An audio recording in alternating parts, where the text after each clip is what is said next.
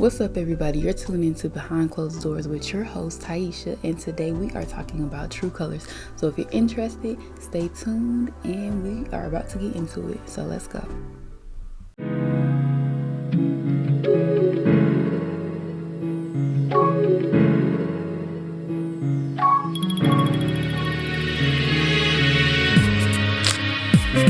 Now come give it to me. So we have all heard about how to make a lasting impression, and a good one at that. But is that truly what makes a person, the first actual interaction that you have with them? And if not, what does?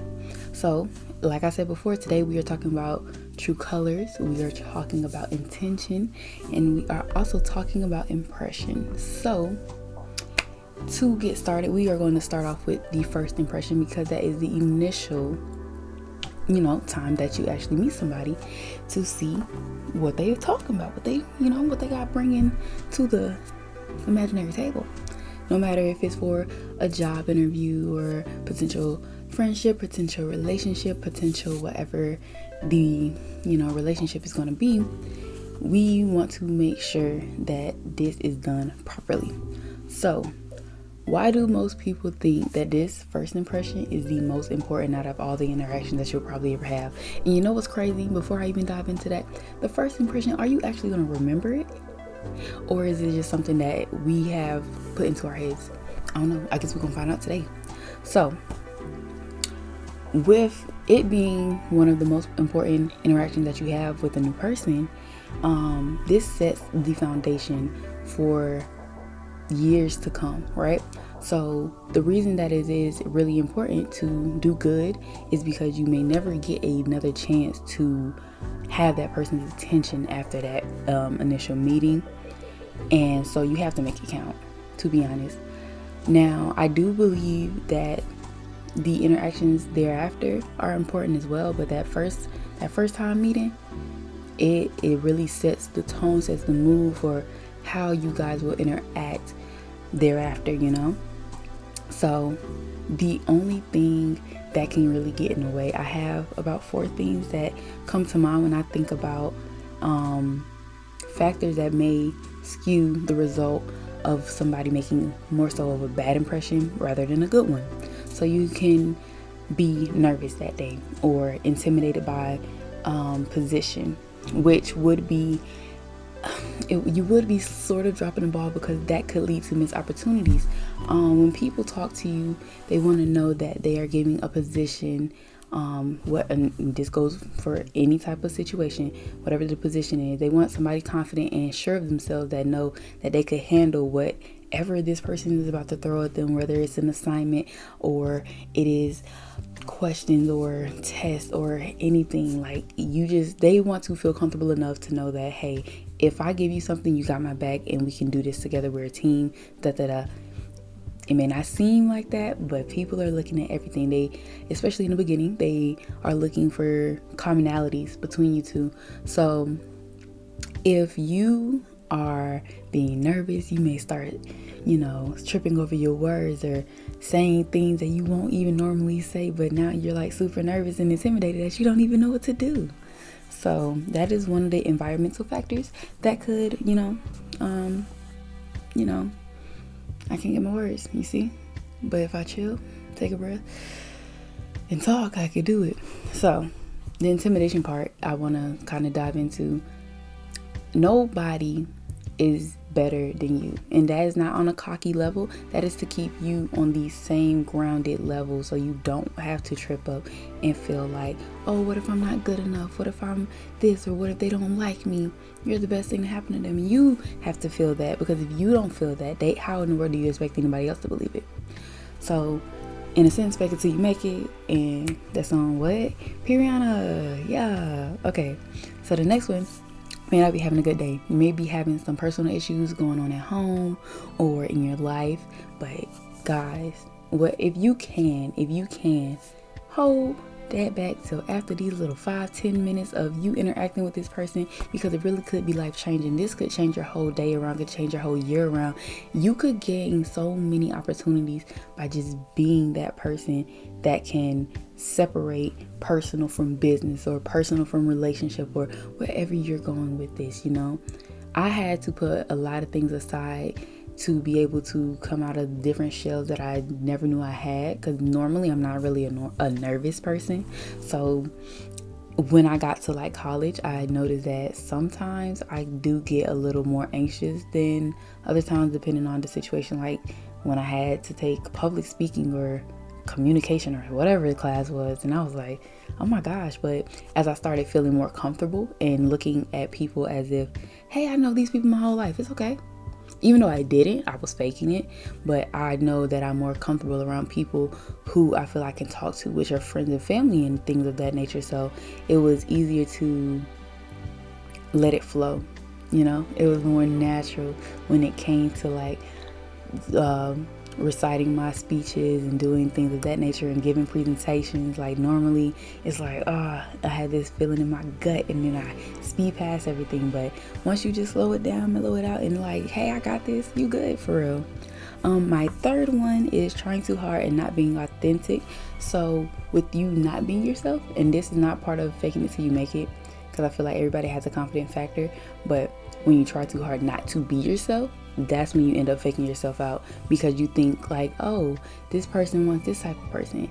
And honestly, if you would just be yourself, 9 times out of 10 people are going to love you, if you're not a bad person or whatever. But for things that are important to you, don't try to overdo it, or act as if you know more than you don't. Because if they start asking you questions about things that you acting like you know about, you're going to end up looking crazy. And then they're going to be like, clown. This is a clown. The clownery. And also, my last one is just not having confidence in yourself at all. So you can, I feel like my advice is tailored to whoever it touches. You know what I mean? No specific piece of this, or even all 4, will apply to everybody every step of the way. You know what I'm saying? Because you have those more confident people, you have those more nervous people, you have different type of people, so just know who you are and go in and do your best. So what do I really think about the first impression? I do think is a foundational building block to future opportunities, but is it the most important? I don't believe so. Now we're going to get into true colors, which is time goes on and people won't have the ability to keep up the forefront or the act that they have been putting up for you. Sometimes, and I hear this a lot when people start talking to new people and they're like, oh, I have to be this cool, funny, sweet, all the good qualities to, bring it in and piece it together to make somebody want to stay around them. Me, I'm gonna just be real. I don't do that. I try my best not to, actually. So I keep my attitude, I keep my smart mouth, I keep all of that, because that's who I am, and it's so much easier to be me instead of being like this sweet, innocent, charade. I'm not finna do it. I'm sorry, but you are not that important to me to be faking. It's just, I'm not doing it. It's not in me. So for me, my true colors usually come out in the forefront. I try to let them know like, hey, I might be happy now. It might not be like that every day, but at the end of the day, I care about you. I love you. If I love them, I tell them that. But if I don't, then I care about you. Y'all know the drill. But I think the true colors, what someone's true colors is depending on the patterns that they leave in their daily life, right? So just because somebody yells at you or cusses you out one day, that may not be them. They might just be frustrated and you just need to communicate. But if they constantly do it, they constantly putting you down and making you feel so bad about yourself, or whatever the case is, and whatever, that's when you have to look and see like, hey, what is causing these triggers for this person to be acting like this, right? So yeah, you definitely need to pay attention. That's so important. Just pay attention to what's going on, what's being said, what's being done, and then that's when it comes to you? Do you want to be miserable and put up with this foolishness forever, or do you actually want to dissect this, be grateful for what has come into your life, and respect that somebody's being upfront with you? But everybody's situation is different, so you can't really, you got to decide for yourself. Is this a facade, or is this, real life? Like, that's what you got to do. So when they do show you their real colors, believe them, because they're going to be leaving all sorts of clues. And it was something that I heard on TikTok the other day, or maybe it was today, I don't know. But it was basically saying that people's, like, the way that someone is probably how they were in the beginning, due to the fact that you probably like somebody, which you will take out all of their bad qualities and excuse them for that moment because you wanted things to work. You want to be happy. You want to force that, and sometimes that just doesn't happen. So you could have avoided 2 years of heartbreak in 2 days, 2 months, anything less than 2 years if you're catching my drift. But yeah, that's definitely up to y'all.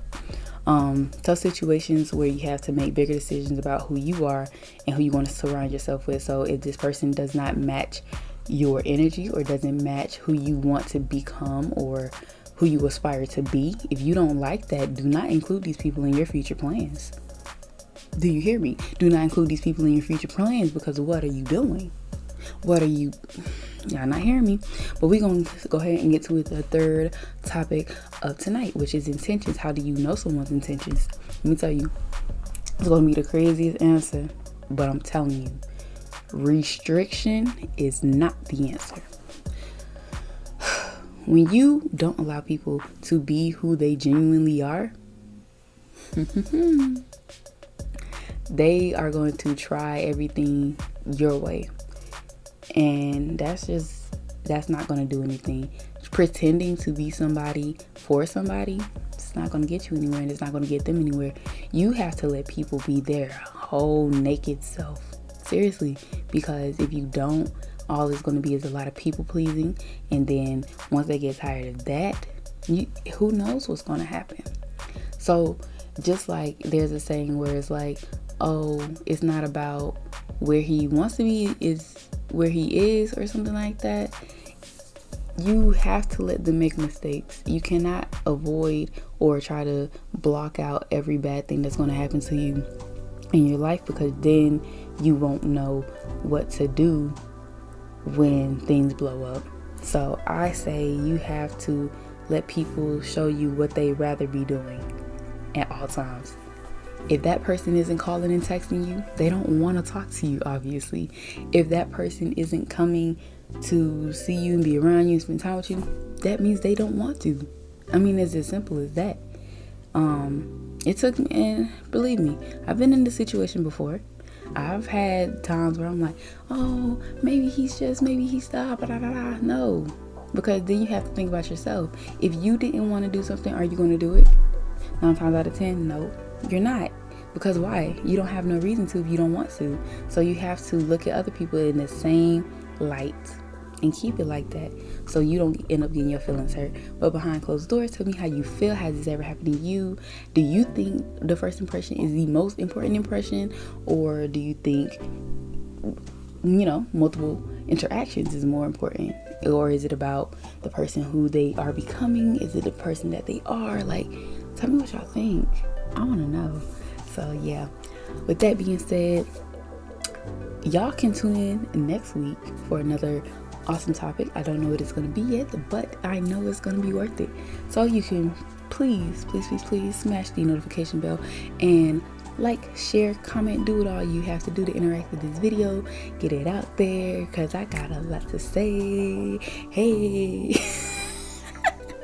Sorry, it's late, but alright, so I am gone, and I'm Tyesha, and I promise I will never, ever, never, ever, never, ever bite my tongue. Bye, y'all.